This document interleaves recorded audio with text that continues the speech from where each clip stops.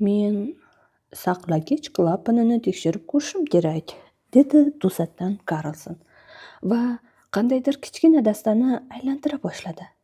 Saqlagich klapanlarini tekshirmasang avariya bo'lishi mumkin. Pish pish pish deb tobora tezroq pishirladi bug' mashina. Pish pish pish bora bora go'yo juda tez chopgan odamday hansiray boshladi. Karlsonning ko'zlari chaqnab ketdi. Mittivoy javondagi dog'larni o'ylamay ham qo'ydi. U ajoyib bug' mashinasi borligidan saqlagich klapanlarini ustalik bilan tekshirib turgan bug' mashinalari bo'yicha jahondagi eng zo'r mutaxassis Karlson bilan tanishganda o'zida yo'q xursand, baxtiyor edi. Xo'sh, Mittivoy, dedi Karlson, mana bu chinakam pish pish pish qoyili dunyoda eng zo'r. Biroq Karlson gapini tugatolmadi. Chunki xuddi shu payt kuchli portlash eshitildi-yu, bug' mashinasidan nom-nishon qolmadi. U parcha-parcha bo'lib har tomonga uchib ketdi. U portlab ketdi, deb qichqirdi Karlson. Go'yo bug' mashinasida ajoyib fokus ko'rsatgan odamday sevinchi ichiga sig'may, rostdan ham portlab ketdi. Gumburlashini eshitdingmi, qoyila? Biroq Mittivoy Karlsondek xursand bo'lmadi. U ko'zlari yoshga to'lib serrayib qoldi. "Bug' mashinam", dedi u piq-piq yig'lab. "Bug' mashinam parcha-parcha bo'lib ketdi." "Hech qisi yo'q. Ro'zg'orda bo'lib turadi." Karlson beparvolik bilan kichkina semiz qo'lini siltadi. "Senga bundan ham yaxshi mashina olib beraman", dedi Mittivoyni yupatgan bo'lib. "Seni?" deb so'radi Mittivoy. "Bo'lmasam-chi, tepada necha ming xil bug' mashinam yotibdi." "Tepada deganing qayerda?" "Tepada, tomda, uychamda." "Nima, tomda uychang bormi?" deb takror so'radi Mittivoy. "Bir necha ming bug' mashinang bormi?" "Ha-da, har holda 200 tacha bor." "Uychangni juda ko'rgim kelyapti-da", deb xitob qildi Mittivoy. Tomda kichkina uychada Karlson yashashiga ishonging kelmaydi. "Tavba, bir uy to'la bug' mashina bo'lsa-ya", dedi Mittivoy ajablanib. 200 ta mashina-ya? To'g'risi, qancha qolgani aniq bilmayman, hisoblaganim yo'q", dedi Karlson. "Har holda 50 ta 60 tacha chiqsa kerak." "Menga bittasini berasanmi?" "Iya, bo'lmasam-chi, hozir-a?" "Yo'q, avval ularni bir ko'zdan kechirib chiqishim, saqlagich klapanlarini tekshirib ko'rishim kerak. Yana boshqa ishlar bor." "Xotirjamlik bo'lsin, xotirjamlik. Yaqin kunlarda mashinalik bo'lasan." Mittivoy polda sochilib yotgan bug' mashinasining parchalarini tera boshladi. "Dadamning rosa jahli chiqadi-da", dedi tashvishlanib Mittivoy. Karlson hayron bo'lib qoshlarini chimirdi. "Shu arzimagan bug' mashina uchun-a? Axir bu ro'zg'orda bo'ladigan gap-ku. Kuyib pishishga arzimaydi. Dadangga xuddi shunday degin. Bu gapni unga o'zim ham aytardim-u, shoshib turibman-da. Ketishim kerak, ortiq qololmayman. Bugun dadang bilan uchrasholmasam kerak. Uyga uchib borishim, u yoqda nimalar bo'layotganini ko'rishim kerak." "Biznikiga kelganing juda yaxshi bo'ldi-da", dedi Mittivoy. "Faqat shu bug' mashinaning yana kelasanmi?" "Xotirjamlik bo'lsin, xotirjamlik", dedi Karlson va qornidagi tugmani bosdi. Motor gurilladi-yu, lekin Karlson joyidan qimillamay, parrakni rosa aylanishini kutib turdi. Mana Karlson poldan ko'tarilib, xonada bir necha bor aylandi. Motor negadir yaxshi ishlamayapti. Ustaxonaga borib kelishim kerak. Moylab qo'ysin. O'zim ham moylab qo'yardim-u, baxtga qarshi hech vaqtim yo'q.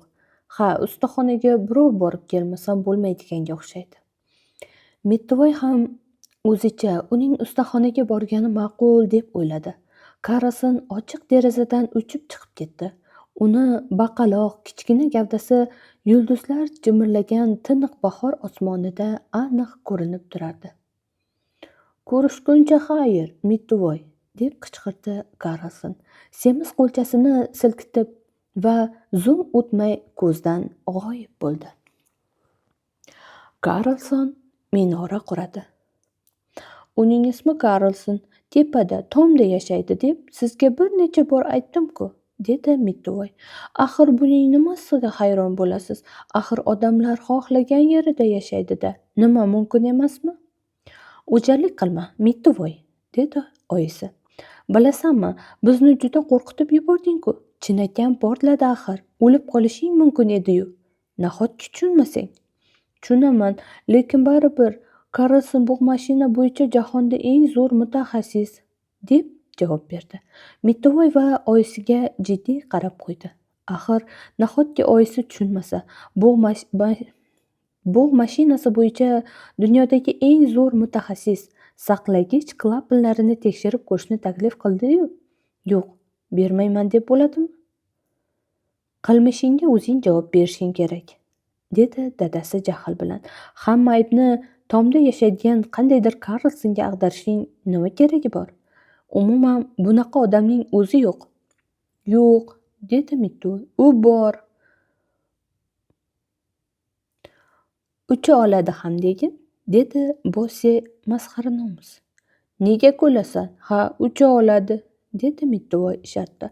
Mana ko'rasan, u bizning uyga uchib keladi. O'z ko'zing bilan ko'rasan. Ertaga uchib kelsa yaxshi bo'lardi, dedi Beton. Agar tomda yashovchi o'sha Karlsonni o'z ko'zim bilan ko'rsam, senga 1 kron beraman, Mitvoy. Yo'q, sen uni ertaga ko'rolmaysan. Ertaga u ustaxonaga borib motorini moylab olish kerak. Bo'ldi. Ko'p valdirayverma, dedi oyisi. Kitob javoningni bir ko'rgin, rasvo bo'libdi-ku. Parvo qilmang, bu ro'zg'orda bo'ladigan gap-ku. Mitvoy xuddi Karlsonga o'xshab qo'lini siltab qo'ydi. Uning javondagi dog'lar xafa bo'lishiga arzimaydi-yu degani edi. Biroq onasi Mitvoyning gaplariga ham, harakatlariga ham parvo qilmadi. Karlson shunday dedimi? Dedi oyisi jahl bilan. Borib ayt, agar u yana uyimizga qadam bosguday bo'lsa, shunday do'pposlayki, bir umr esidan chiqmasin. Mitvoy hech nima demadi. Oyisining bu mashinalar bo'yicha dunyodagi eng zo'r mutaxassisni do'pposlamoqchi bo'lgani Mitvoyga juda dahshatli tuyuldi. Ha, hamma ish chappasiga ketgan, bunday ko'ngilsizlik kunda yaxshilik kutmasa ham bo'ladi. Birdan Mitvoyning Karlsonni ko'rgiliklar, bu arzimas narsa, bu ro'zg'orda bo'ladigan gap. Buning uchun kuyib pishmasa ham bo'ladi, deb kichkina semiz qo'lchasini g'alati siltab qo'ygan o'sha tiyrak, xushchaqchaq odamni ko'rgisi kelib ketdi. Nahotki Karlson boshqa uchib kelmasa, deb o'yladi Mitvoy tashvishlanib. Xotirjamlik bo'lsin, xotirjamlik, dedi Mitvoy o'ziga o'zi Karlsonga tahdid qilib. Axir Karlson kelaman deb va'da berdi-ku. Bunaqa odamlar aldamaydi. Bu shundoq ko'rinib turibdi. 1-2 kundan keyin keladi albatta. Mitvoy o'z xonasida polga yotib olib kitob o'qiyotgan edi.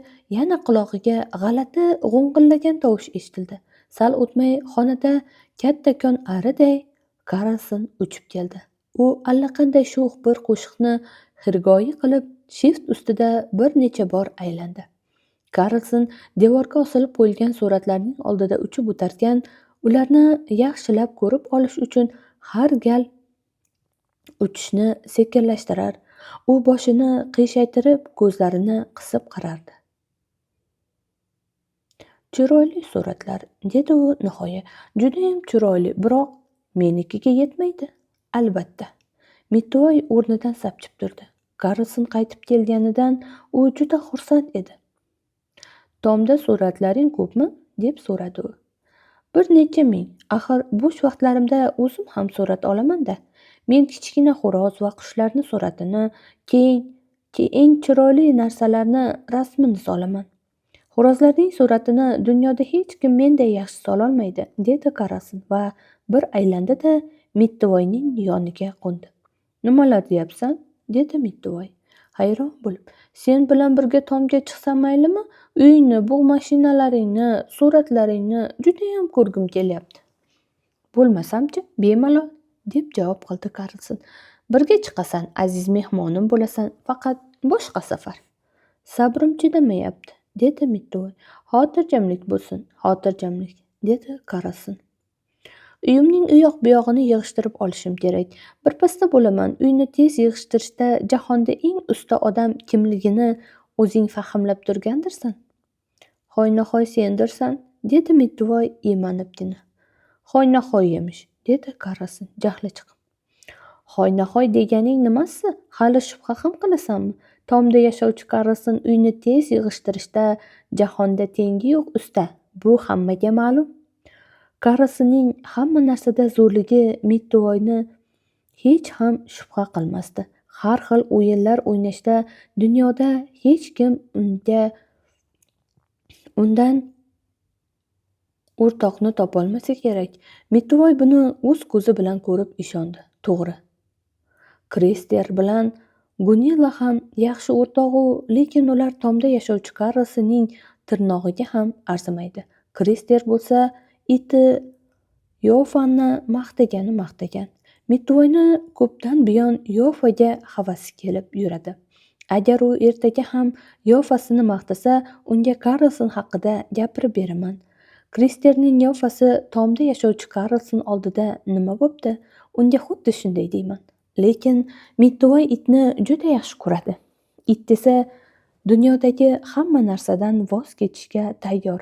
O'zining iti bo'lishini erta-yu kech orzu qiladi. Mittuvoyning xayolini Karlson bo'ldi. Hozir jon deb bir ko'ngilxushlik qilardim, dedi u atrofga qiziqib alanglarkan. Senga yangi bug' mashinasini olib berishmadimi? Mittuvoy boshini chayqadi.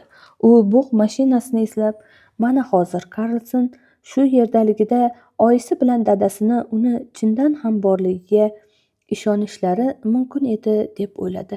Agar Bosya bilan Betani uyda bo'lishsa, Karlsonni ularga ham ko'rsatardi. Oyim bilan dadamni ko'rasanmi? Ular bilan tanishishni istaysanmi? Deb so'radi Mittuvoy. Iye, bo'lmasamchi jonim bilan, javob qildi Karlson. Ular meni ko'rib xursand bo'lishadi. Axir men shunday chiroyli va aqlliman. Karlson xonada u yoqdan bu yoqqa mamnun yura boshladi. Semizligim ham me'yorida, deb qo'shimcha qildi. Xullas, kuch-quvvatga to'lgan qirchillama paytim.